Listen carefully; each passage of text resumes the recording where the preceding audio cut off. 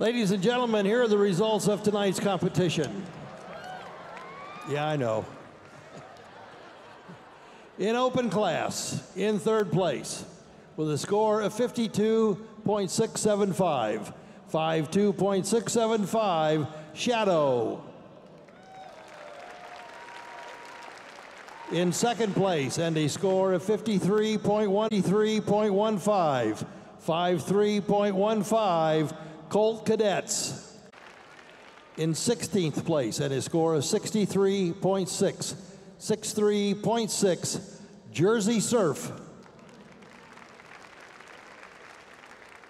In 15th place, and a score of 65.9, 65.9, Genesis. In 14th place, and a score of 66.7, 66.7, Music City.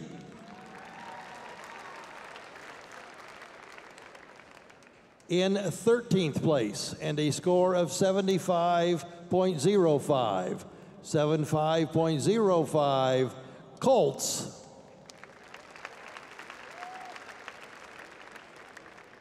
In 12th place, and a score of 75.075, 75.075, Madison Scouts. In 11th place, and a score of 76.85, 76.85, Spirit of Atlanta. 10th place, and a score of 77.875, 77.875, Crossman. 77.875, Crossman.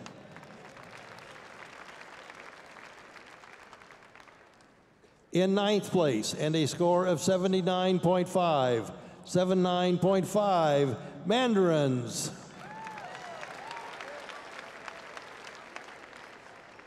In 8th place, and a score of 80.438, 80.438, Phantom Regiment.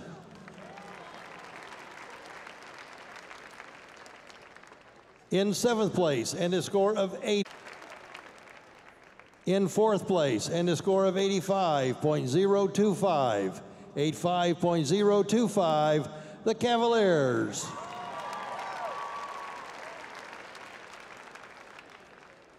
In 3rd place, and a score of 85.925, 85.925, Carolina Crown.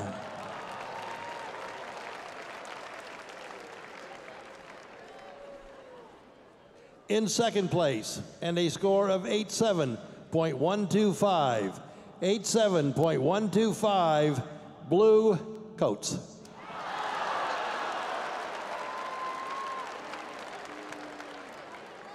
In 1st place, and a score of 87.35, 87.35, Blue Devils.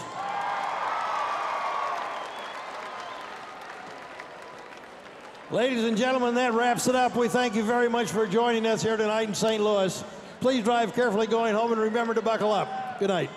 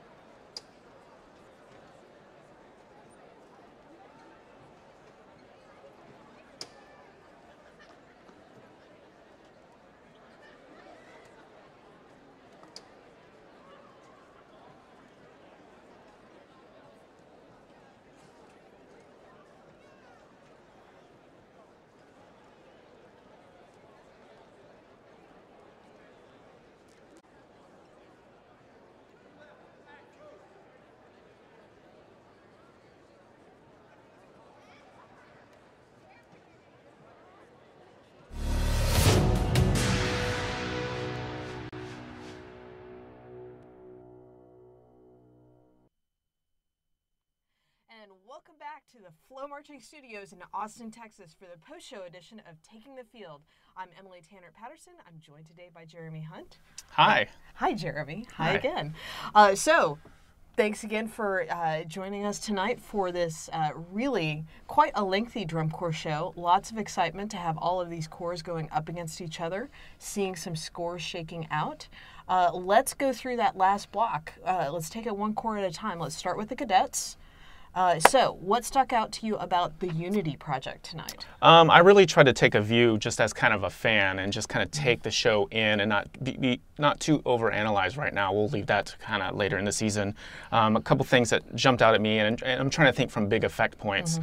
One part that I really love in cadets is when the horn line spreads out and gets on the props and the props rotate. I think we might have video for this. It's a great texture, not only the instruments playing in the back, but the support to the winds in the front as well is a really, really great moment in their show that I really, really enjoy. Another moment, yeah, here we go, here's the video here. So not only do they have to deal with the fact that the brass is playing with the pit, but the fact that the orientation is changing, where they're watching the drum majors is changing. It's just a really, really challenging moment. It looks simple, but the props have to work. The props have to be the right weight to carry the performers. It's just, it's a really one of the best moments in drum corps this year, and I'm glad that they're taking that big risk. Another moment that I really like from their show, as we were sitting and watching, we were talking about the singers, we were talking about the integration, is the ballad, which I think we have video as well. The integration of the ballad impact and the singers, again, better in 1 week. So that's a big sign to the teaching staff just really getting in there and, you know, doing the meat and potatoes work with the kids. So great job, cadets. Really a lot better in 1 week. Awesome. All right, Phantom Regiment, moving right along. We talked before the show about this new world and the general aesthetic that they're setting up with this show. So what stuck out to you there tonight? Two things. One, not really related specifically to the show, but we talked about the Maslanka music being stuff that you normally couldn't get the rights to do. There's a great tuba section where the tubas are elevated. They're kind of bridging the gap between the standard field and kind of the new stage that they're inventing up front. And it's kind of the first introduction of the Maslanka Children's Gardens of Dreams right here. Yeah, this is just a great moment for the tubas, staged, elevated really well, and then also the trombones are kind of married into that moment as well. Really, really love that. Really, really clever, great use of that material. The other moment that I really like for them, where I feel like they're kind of breaking boundaries not only for Phantom, but kind of creating this new world idea, is the end, towards the end of the show, where everybody is working within these kind of Tim Burton monkey bars kind of set, like there's weight sharing with the performers, they're working within the space, everybody has to be individualized. And when you watch this, it looks easy, but it's actually, somebody has to take the time to teach every single person what to do to make those moments. The drill charts kind of teach themselves, but when you have those organic moments like that, somebody has to get in there and make all that work. And I really think that's their most new world moment in the show for them, that kind of new environment that they're inventing for themselves. It's so much fun to hear you talk about this stuff, because it's a whole nother meaning for the viewer to check out the next time you get to see these corps. Real quick, before we jump to the bolero, the one thing that I really like, and I think we're going to show video for this, is the kind of introduction of the tarps coming out. They have all these kind of pods set up on the field, and then they kind of start to spiderweb and connect the stage. They introduce this red color. Yeah, here you go, you see the video right here. They start to introduce this and they start to carve the stage up. So the space that they're working within starts to manipulate and starts to evolve. The idea of what is the evolution? It used to be the evolution was just a drill or just a flag work. Now the evolution is the stage changes and creates secondary, tertiary focuses on the field. So now that red tarp is there, it brings focus to that small ensemble in the back. It also creates the spaces that the battery's in. It's just really, really cool. And then moving on towards the end of the show, during the Wainwright piece, they also deal with the tarps as well, and I think we might have video for this as well. The tarps, so we've now created this space. The tarps have now opened up, and then the tarps then evolve again and open up into this Yeah, this here. So then the field totally changes. All the red is gone. And I believe these are Warshock test images.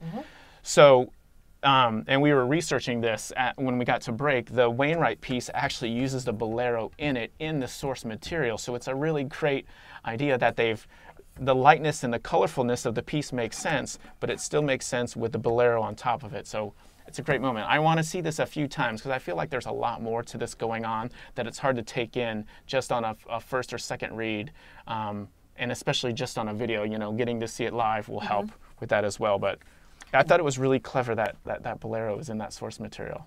It certainly can make the designer's lives, I don't want to say easier, but it really puts a nice bow on the package, as we say. Yeah, you just have that moment where you're like, of course we should put that in the show because it totally makes sense. So. Yeah, absolutely. All right, and then on to Drum Corps from a Desert Island, Boston Crusaders. So why don't we have you expound on that? Well, you know, Marimba Spiritual, as it turns out, this isn't the first time that Boston Crusaders have played this particular piece. They did it back in 2001, so it's been quite a few years, and this is a completely different design team, so it's a different arrangement and a different construction. This piece is really well known in the percussion world. It's been around for any number of years. This is what was originally written for Japanese marimba soloist Keiko Abe. It's written for marimba soloist and percussion ensemble, and the adaptation that Ian Moyer and Colin McNutt have done is really fantastic because it's a very small ensemble. One marimba soloist, 3 percussionists. They've orchestrated it now for all of these different instruments while also being very true to the original intent. And then from a performance standpoint, it's just so totally impressive that all of these complex rhythms.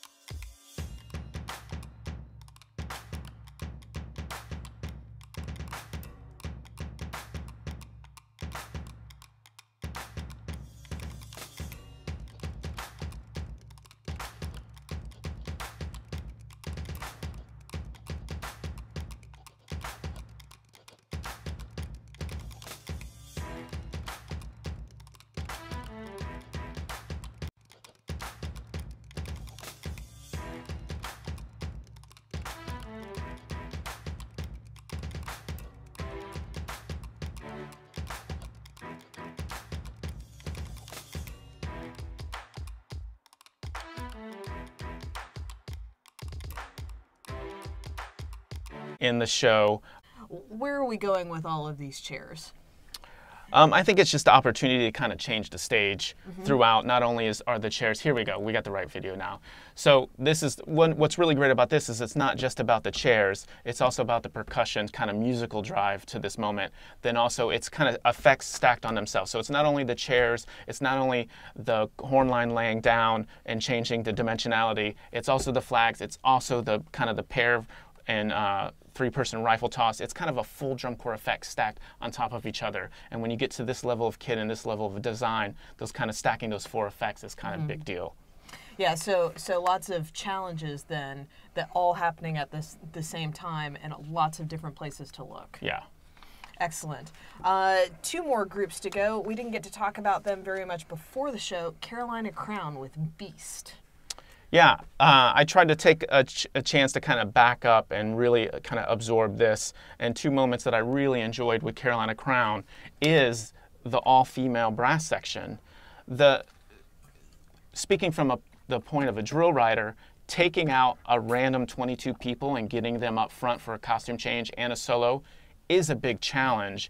And the fact that they wanted to kind of feminize the moment to soften everything from the heaviness and the aggression of kind of the beast material that's all before that it pays kind of the beast material that's all before that it pays off really well because the femininity of the hair. I think it's a really smart, clever choice. I like that. Awesome. And last but not least, tonight's champions, the Blue Devils, Dreams and Nighthawks. We talked beforehand. This was your first time to get to check out this this show on the feed from a live performance. What'd you think? As soon as they started, it was about 20 seconds in, I was like, oh, they're going to be really